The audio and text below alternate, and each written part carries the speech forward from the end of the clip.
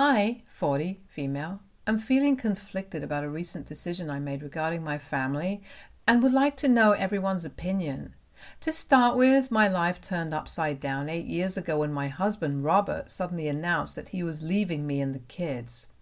He had met a hot chick online and fallen in love with her.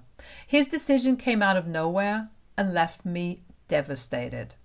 Robert had been acting distant and strange for weeks leading up to the revelation, but I had brushed it off as work-related stress.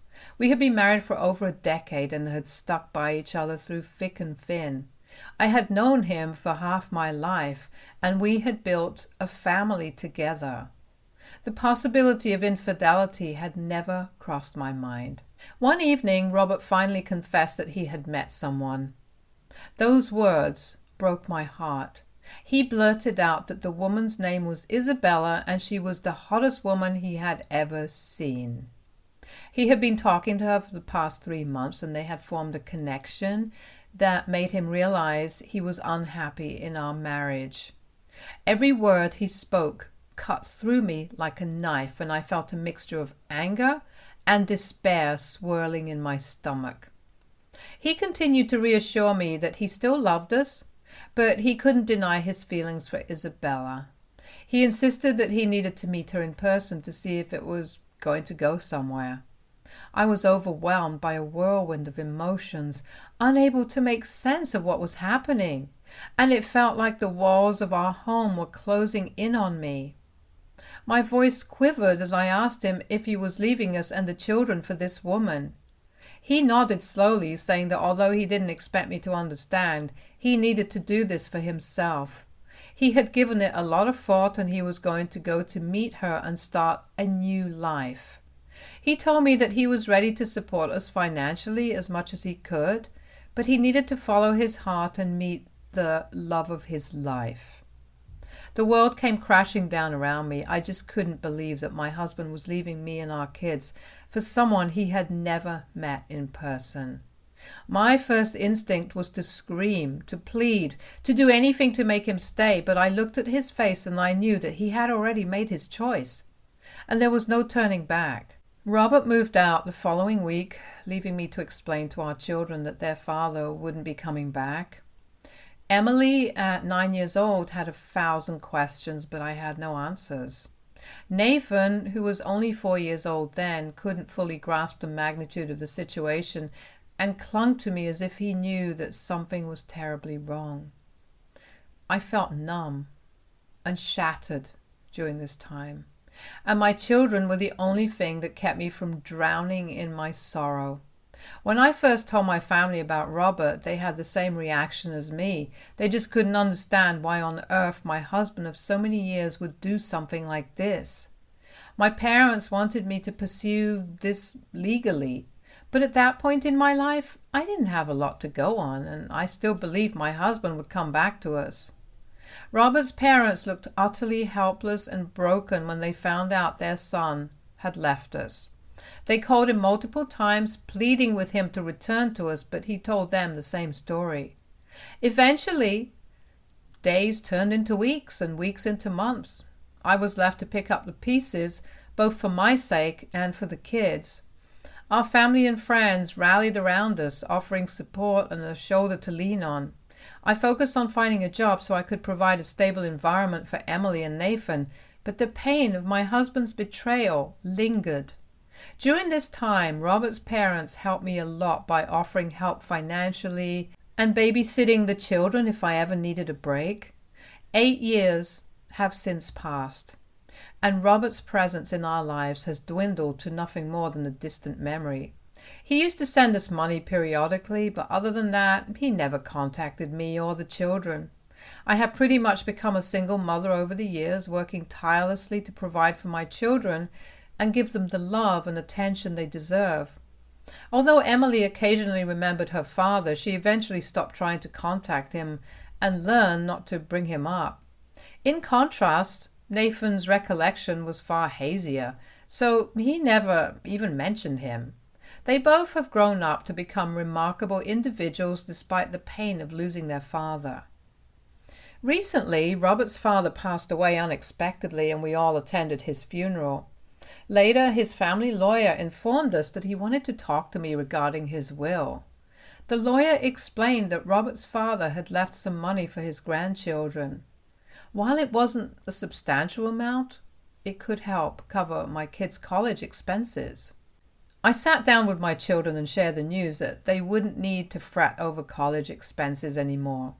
Their faces lit up with joy, and witnessing their happiness was truly heartwarming. It felt like a weight had been lifted knowing that we had one less concern on our plate. After a long period of uncertainty, it finally felt like everything was coming together in our lives. Last week, I received a call from an unknown number. To my surprise, it was Robert on the other end of the line. There was a rush of conflicting emotions, and I was speechless to hear his voice after 8 years. He hesitated before telling me that he wanted to meet me urgently. I was confused, so I asked him to clarify. He admitted that he wanted to discuss an offer with me and kept pleading with me that he had to see me. I couldn't understand why he was calling me now after so many years when he didn't bother contacting me before. His repeated pleas were difficult to ignore, so I took a moment to gather my thoughts and finally agreed to meet with him alone, albeit cautiously. The rendezvous was set and we decided to meet at a cafe near my office. As I hung up the call, a whirlwind of questions and uncertainties filled my mind, leaving me anxious about meeting him after 6 years. I decided not to tell my kids anything until after I met him to see what was the offer he kept talking about. The days leading up to our scheduled meeting were a roller coaster of emotions. I couldn't help but replay the past in my mind, recalling the pain of Robert's sudden departure, the struggles of raising our children alone, and the years of trying to come to terms with his abandonment. On the day of our meeting, I arrived early, nervously sipping my coffee as I waited for Robert. It wasn't long before he walked in, approaching me with a mix of hesitation and determination. I noticed he looked older, worn, and somehow different from the man I had married. Our initial exchange was filled with awkward silences and tentative words. We avoided the elephant in the room, focusing instead on polite greetings and catching up on the years that had passed. It was as if we were two strangers trying to navigate the remnants of a past life.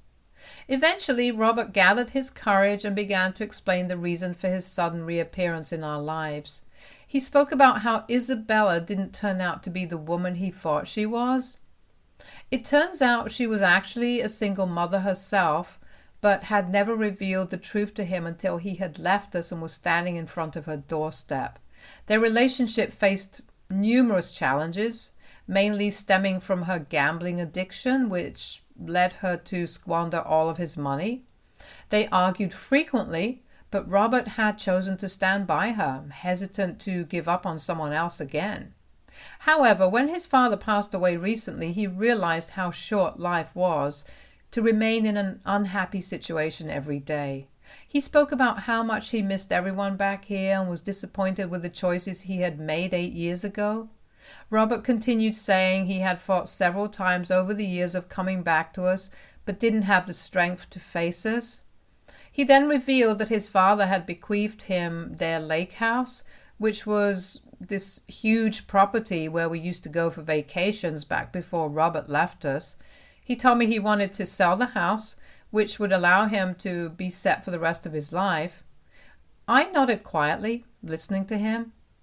Robert then dropped a bombshell. He proposed that he wanted to come back to us and give our children a luxurious life.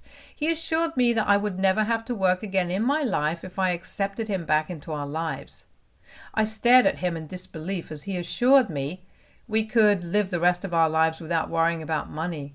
Basically, Robert wanted us to reconcile and give our family a second chance, using the inheritance to build a better life together. I weighed Robert's words carefully, understanding the potential benefits that the inheritance could bring to our family.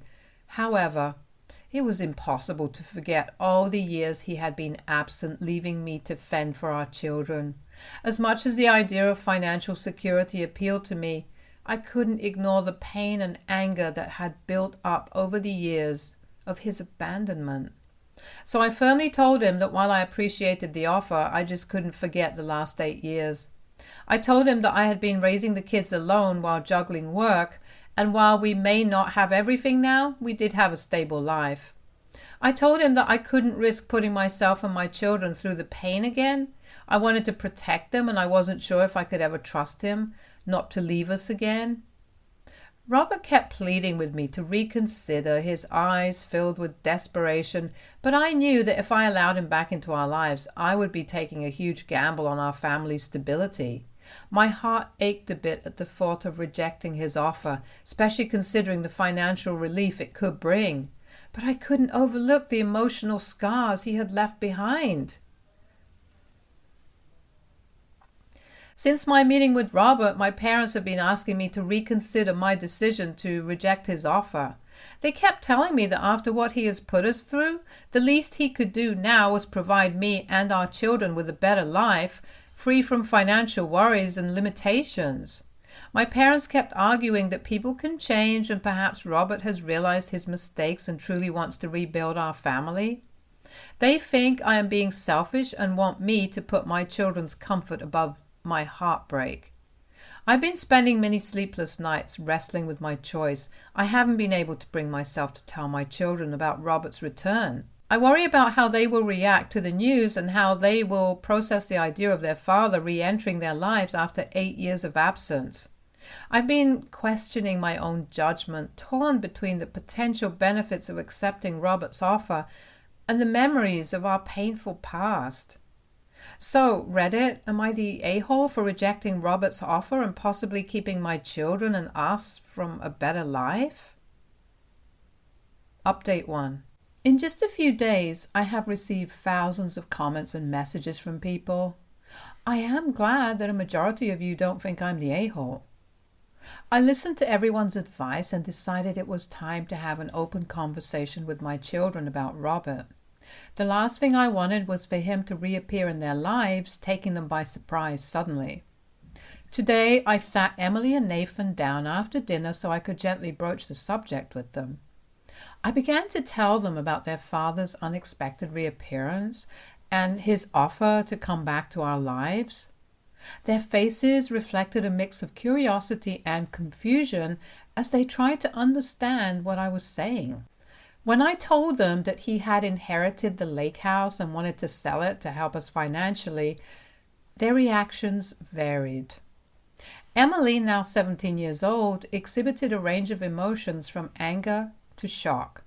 She was as confused as me and couldn't understand why Robert wanted to return to us after so many years. Although she remembered her father and sometimes missed him, she also remembered the pain she had felt in his absence. She said that she had missed having a father figure in her life initially, but had eventually learned to live without him and did not want him anymore. Nathan, who's now 12 years old, told us that he didn't remember Robert at all, so he didn't care much that I had rejected the offer. He struggled to grasp the full implications of this situation. I told them frankly that whatever they decided would happen, as I respected their opinions and emotions. Emily expressed that she had absolutely no desire to meet him, and Nathan agreed, saying that he was content with how things were. I realized that although the thought of potentially mending our family was enticing, the scars from the past ran deep, and my children's well-being was paramount in my mind. I knew I had made the right choice to walk away from Robert that day in the cafe. Following this, I plan on talking to my parents about the next course of action. Contrary to popular opinion, I never planned on staying married to Robert, but he left before we could go through with the divorce. I did not have the resources to go against him then, but I have since realized that there is no point in staying married to this man anymore. Update 2. Robert's relentless calls had become increasingly desperate over the past few weeks, and no matter how much I explained to him that I did not want him back, he kept calling. As a non-confrontational person, I felt cornered and emotionally drained by his constant attempts to reach me. I was worried that he might suddenly turn up at my workplace or visit the kids at school. Hence, I decided it was time to reach out to his mother. She was aware of his return and seemed like the only person who could help me understand his motivations and deal with his relentless pursuit. I met her to inform her of my decision to end things with him legally and to express my annoyance with his constant calls. It was during this conversation that his mother revealed the real reason behind his persistence.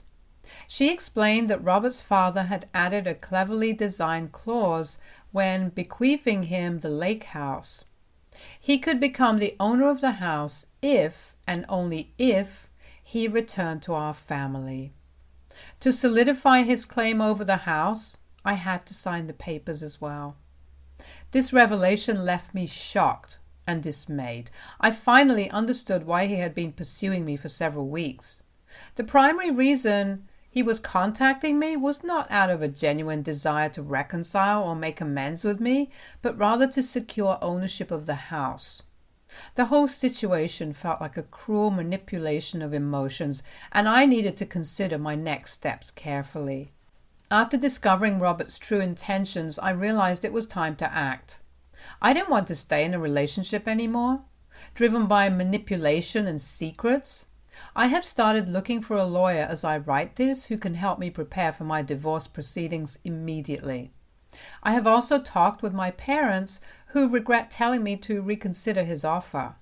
They understand now that he hasn't changed over the years and are supportive of my decision to move forward with the divorce. They regret telling me to ever listen to him and now know that it is the right thing to walk away from him. I have blocked Robert for now, so he can't disturb me anymore. I plan to see him directly when I serve him with divorce papers. Update 3. It's been 2 months since my last update, and I can finally give a happy update. As I had mentioned, I was going to serve Robert with the divorce papers, so I reached out to him in the pretext of meeting him. He immediately agreed. Emily and Nathan expressed a desire to meet their father one last time. They had many questions, and I felt it was essential for them to have some closure, despite the pain of the past. We arranged for a meeting in a neutral place, a local park, where we had spent many happy family moments before Robert's departure. Emily's eyes were filled with a mixture of curiosity and skepticism as she looked at her father, while Nathan clung to my side awkwardly. I started by telling him that I knew by now his real motive behind contacting us after so long. Robert protested that it wasn't just a clause in his father's will that prompted him, but he genuinely wanted us to give him a second chance. I shook my head in disbelief, knowing that I could not trust another word out of this man's mouth. I told him that we were finished, and that the least he could do was give our children some closure by answering their questions. He nodded solemnly. Emily started by asking him if leaving us for another woman was worth it.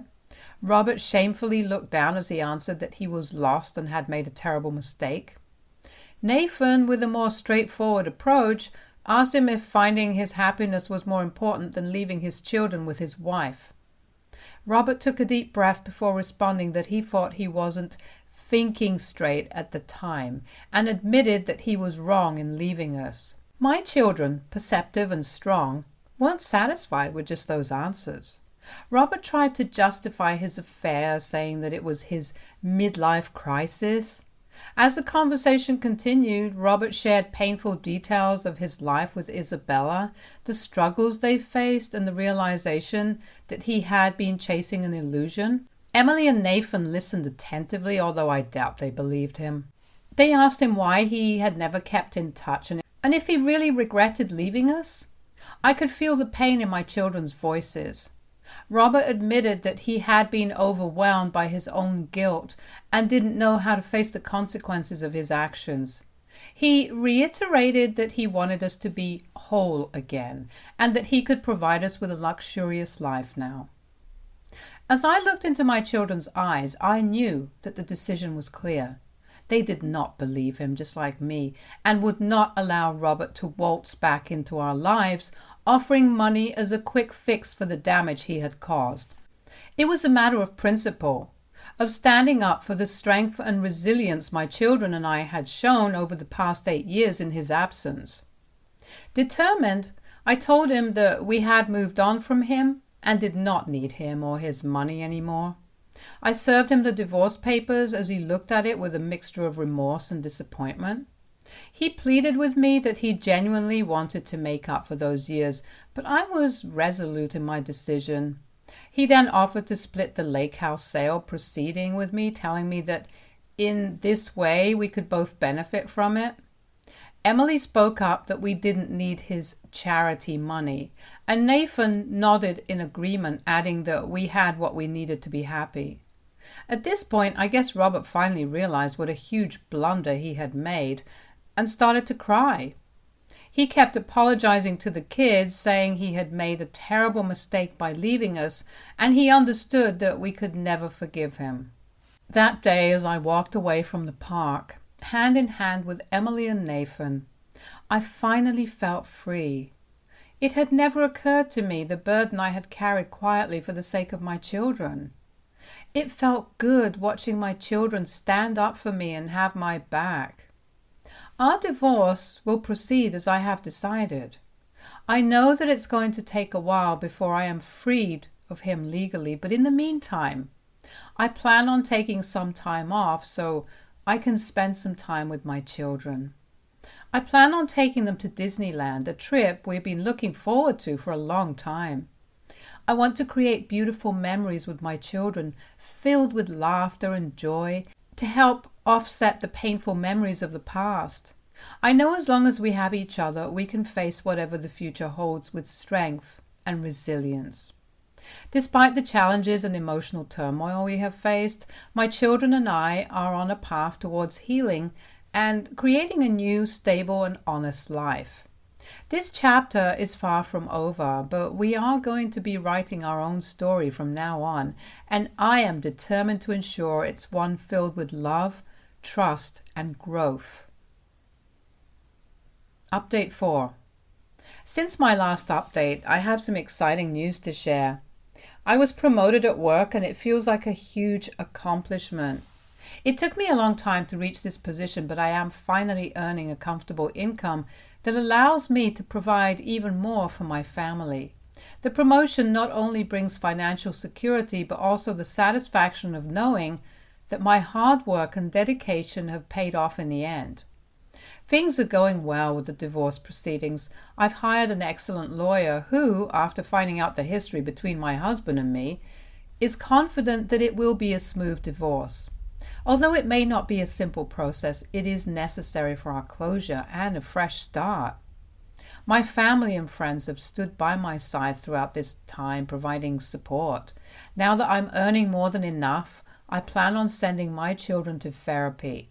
I understand that my children might have abandonment issues, so that they can better process their emotions and work through any lingering issues. I have been researching therapists with expertise in dealing with such issues and have found a compassionate and experienced therapist who specializes in helping children and families navigate complex emotions.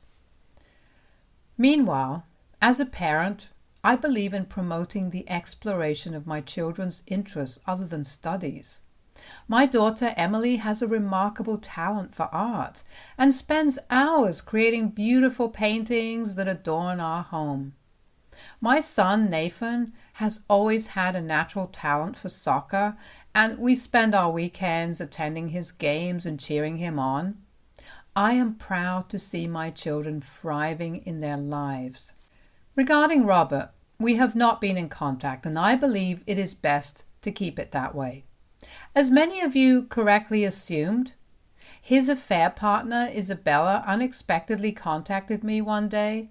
The message was not an apology as one might expect, being that she was the other woman, but rather anger and resentment towards me for allegedly taking Robert away from her. She blamed me for their relationship falling apart and accused me of being the reason for his departure.